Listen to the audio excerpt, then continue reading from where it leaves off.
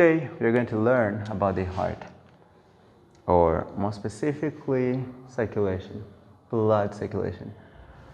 So as I had been spotted earlier, we have two circulations.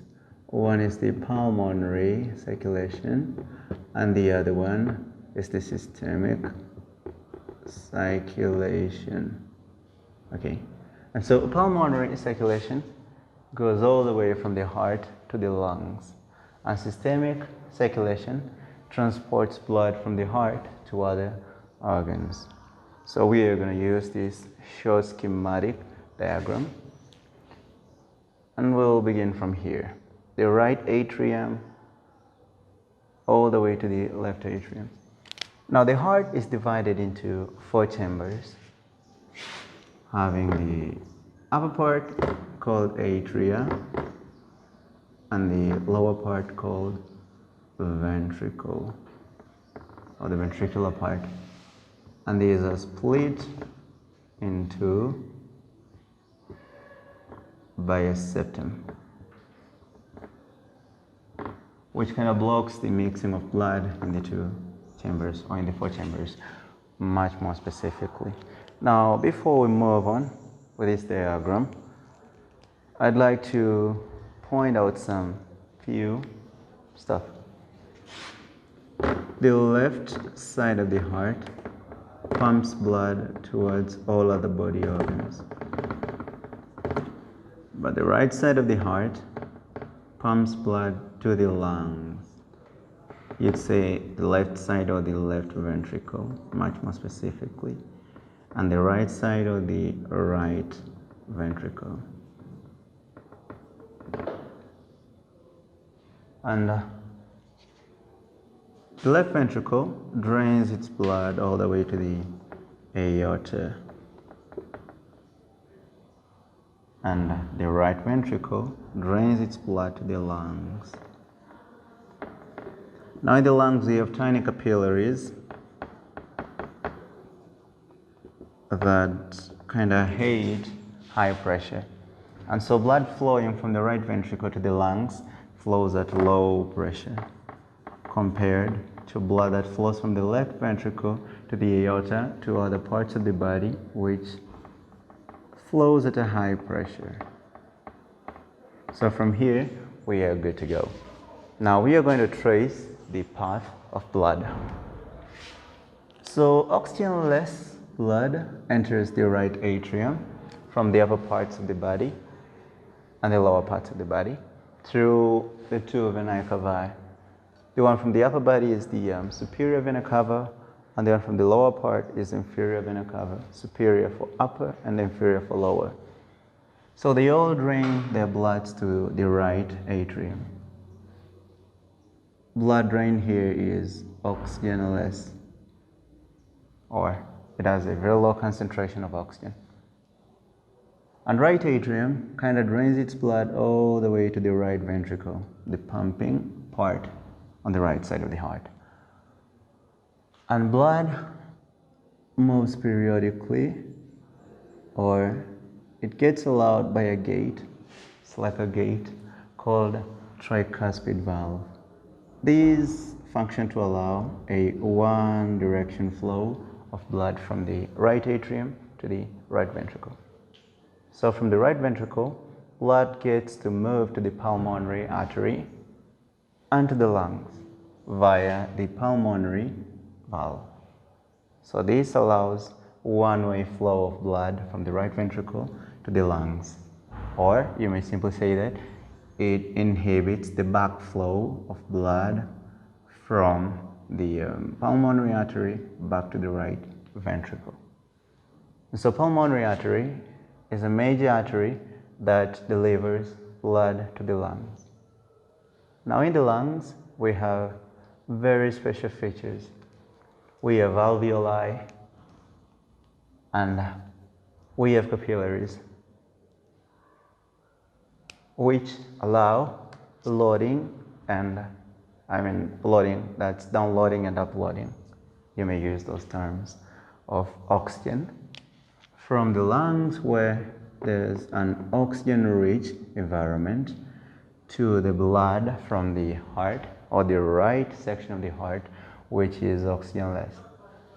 So blood kind of unloads oxygen and uptakes oxygen. No, it downloads carbon dioxide and it uploads oxygen. And from here, it gets pumped to the left atrium. Now, left atrium, just as how the right atrium works, it just functions to deliver blood to the left ventricle. But it has to pass through a valve to allow the downward flow of blood from the left atrium to the left ventricle. So the left ventricle, as how it's been pointed out here, it is very muscular, or it is very strong.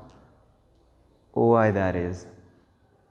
Because it needs a higher amount of strength, or it needs much strength to make a great deal of pressure here at the aorta, which facilitates the movement of blood throughout all other body parts, all other body organs, including the brain.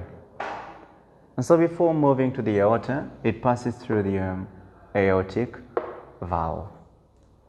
And the aorta gets branched into two.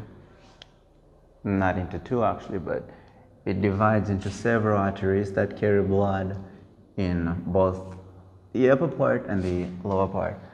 And so that's how blood gets transported, or that's how blood moves or cycles around in our bodies. And so let me make a short recap.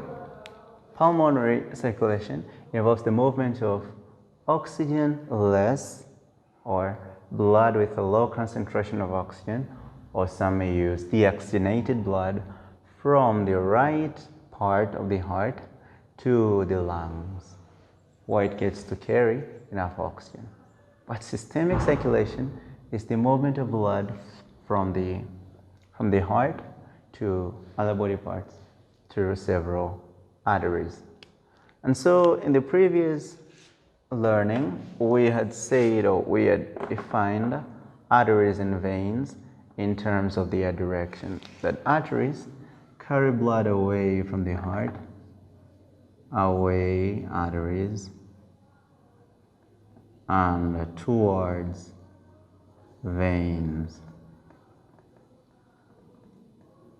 Well, it isn't safe to define arteries and veins in terms of the oxygen concentration in the blood they carry, because there is an exception. Pulmonary arteries, unlike other arteries, these do carry, it's been said here, they do carry deoxygenated blood. So the other circulation, or not actually the other circulation, it's how blood circulation occurs in the fetus, or that's why it's written, fetal circulation. And so the fetal circulation involves two parts, as it can be shown here. We do have the fetus, or the baby, inside a pregnant mother's belly, and the mother, the mom. There is this special organ called placenta. Placenta acts as a unifying part between the two parts, the mother and the baby. And as long as a tiny baby has no functional lungs, it depends to get oxygen and nutrient-rich blood from its mother via the placenta. Now, there are special blood vessels that carry this kind of food, or this kind of nutrient or nourished blood, which are the umbilical veins. So umbilical veins carry oxygen and nutrient-rich blood from the mother to the baby. And umbilical veins have two parts.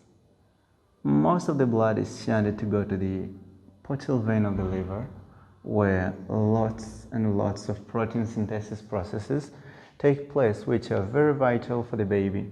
But a third of this blood is sent to the ductus venosus, which later drains its blood to the inferior vena cava, which delivers it to the right atrium. And so now here is where we can get to see the difference, that most of the blood enters the left atrium, from the right atrium to the left atrium. Now this is against the normal movement of blood, which is from the right atrium to the left atrium via valve. And so most blood here is forced not to go to the left atrium, but it gets forced to go to the left atrium, from the right atrium to the left atrium. Why that is? Because in a baby's heart, there's no clear-cut separation of the two parts, the left and the right. And on the topmost part is a hole called foramen ovale. So this hole permits blood to move from the right part to the left part. And so that's how blood finds its easier track to enter the left atrium and later to the left ventricle, which drains its blood to the aorta. Aorta moves or transports its blood through several arteries to the systemic circulation through all the other parts of the body, which later join with the umbilical arteries, or simply, which later, due to a lot of processes taking place here, gets to release much carbon dioxide, and much wastes are carried all the way to the umbilical arteries, which deliver it back to mom. So that's how blood gets to move from the baby to the mother again. From the mother to the baby, oxygen-rich and nutrient-rich kind of blood, but from the baby to the mother via the umbilical arteries, blood which is full of wastes and oxygen-less. But we may see this here, that from the right ventricle, blood gets delivered to the pulmonary trunk and not to the lungs right away. This is because there's a way to bypass this movement to the lungs via a vessel called ductus arteriosus. The reason behind being that lungs in a fetus are yet to be functional, and so they shouldn't be given much work or task to do. And so most of the blood gets delivered to the ductus arteriosus, which further joins most of the blood that was shunted here to the aorta. And so that's how blood gets to circulate from mother to baby and over and over and over again for the 9 months or less or more, which the baby shall be in the mother's womb, if you would. And so that's it. Now for differences between the two, you may watch the other part of adult or postnatal. So this is sometimes called neonatal. No, prenatal.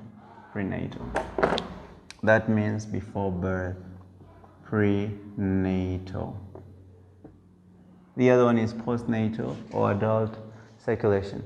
So such are the differences between the two kinds of circulation. And that's it.